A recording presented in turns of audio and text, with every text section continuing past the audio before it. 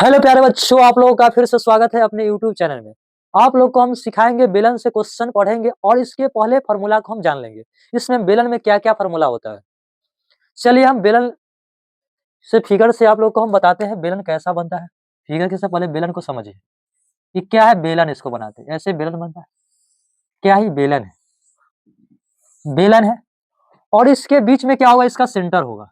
क्या होगा सेंटर, मतलब इसको हिंदी में बोलते हैं केंद्र। ये सेंटर होगा, इसको भी सेंटर बीच से होगा, सेंटर होगा। सेंटर से इसको कभी भी सेंटर से परिधि को छूता है, कभी सेंटर को परिधि को छुएगा वो क्या कहलाता है, रेडियस कहलाता है। क्या कहलाता है, जो कि सेंटर से परिधि को छुएगा क्या कहलाएगा, रेडियस कहलाएगा। और इसके बीचे बीच इसको खींचते हैं, हाइट।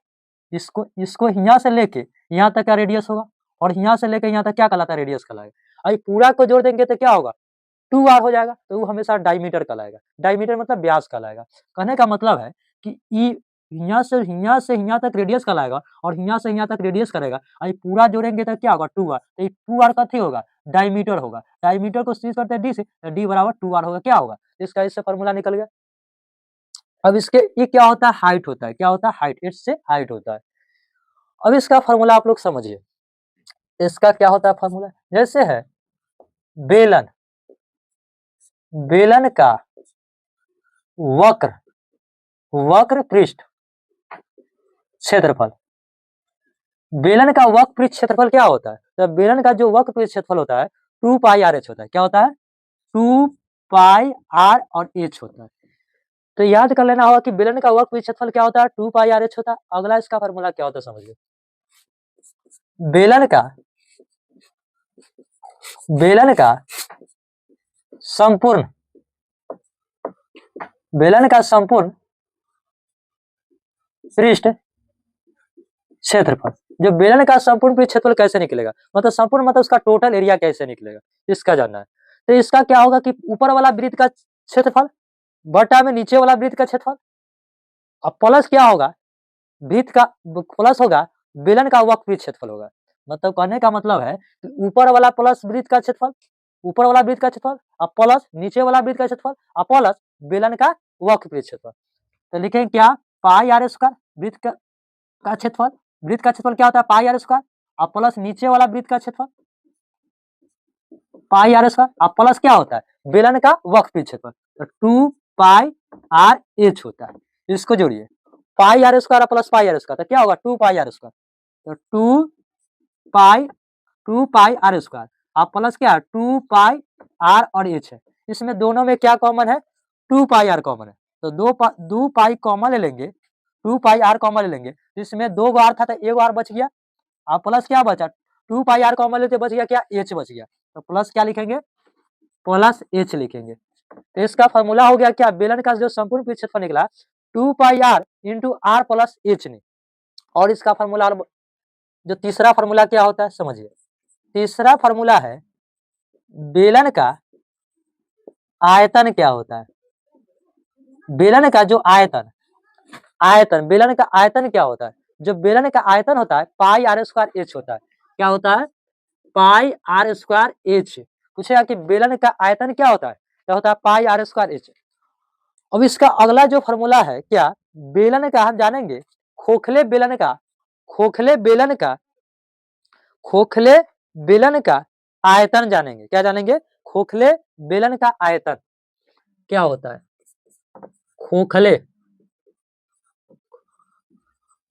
खोखले बेलन का आयतन, खोखले बेलन का जो आयतन क्या होता है समझिए।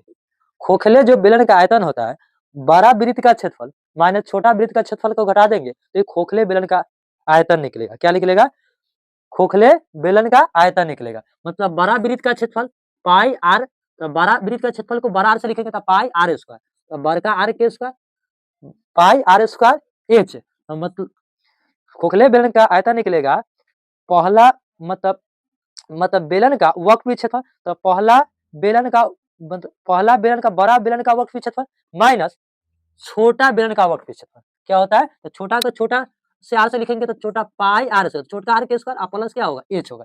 इसमें से देखिए कॉमन क्या है, दोनों में पाई कॉमन है और दोनों में एच कॉमन है। पाई एच कॉमन ले लेंगे तो बच जाएगा बड़का के स्क्वायर माइनस छोटका के स्क्वायर। तो यही निकल गया खोखले बेलन का आयतन होता है पाई एच इंटू आर के स्क्वायर बड़ा के आर के स्क्वायर माइनस छोटका के आर स्क्वायर। इतना तक तो किसी बच्चे को डाउट नहीं हुआ होगा। पूरा इसका फॉर्मूला होता है, इसके बारे में हम पूरा डिटेल से बात बता दिए और इस पर हम क्वेश्चन लेंगे। अब बोर्ड पर पहला क्वेश्चन दिया गया था क्या, एक बेलन का व्यास 28 सेंटीमीटर और ऊंचाई 20 सेंटीमीटर है तो बेलन का वक्रपृष्ठ क्षेत्रफल ज्ञात कीजिए।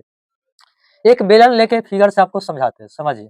एक बेलन बनाते हैं, क्या है, बेलन बनाते हैं, बेलन से समझिए। ये बेलन है, बीच में इसका सेंटर होगा, सेंटर इस सेंटर से है, क्या है, सेंटर। उसका क्या दिया गया था, व्यास दिया गया था 28। इसका व्यास मतलब हिया से लेके हिया तक उसका 28 सेंटीमीटर दे दिया गया था और उसका क्या ऊंचाई दिया था 20 सेंटीमीटर, 20 सेंटीमीटर।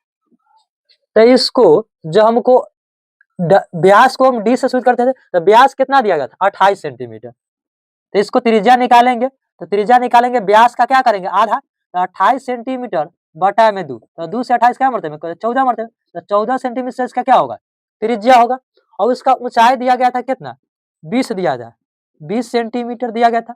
तो पूछा था कि बेलन का वक्रपृष्ठ क्षेत्रफल बताइए। लिखेंगे बेलन का वक्र पृष्ठ क्षेत्रफल। तो हम बेलन का वक्रपृष्ठ क्षेत्रफल का फॉर्मूला क्या बताए थे, जो बेलन का जो वक्रपृष्ठ का क्षेत्रफल होता है क्या 2 पाई आर एच होता है। क्या होता है 2 pi R H, 2 pi R H. तो लिखेंगे 2 पाई का मान क्या होता है 22/7 होता है। उन्हें आर का मान क्या निकाल दिए 14 सेंटीमीटर और गुने एच का मान क्या दिया गया था 20 सेंटीमीटर। अब इसको काटिए, 7 दूना होता है 14, तो गुना करेंगे 22 दूना 44 और 44 दूना क्या होता है 88 होता है। क्या होता है 88 गुने 20 सेंटीमीटर। तो 88 के दुगना कितना होता है, 88 के दुगना करेंगे 8 दूना 16 के 6, 8 दूना 16 के 17, 176, एक 0 होगा। यही सेंटीमीटर क्या होगा स्क्वायर होगा। जो इसका क्षेत्रफल निकलेगा 1760 सेंटीमीटर इसका करेक्ट आंसर होगा। और इस पर हम 2 नंबर क्वेश्चन लेके और बताते हैं।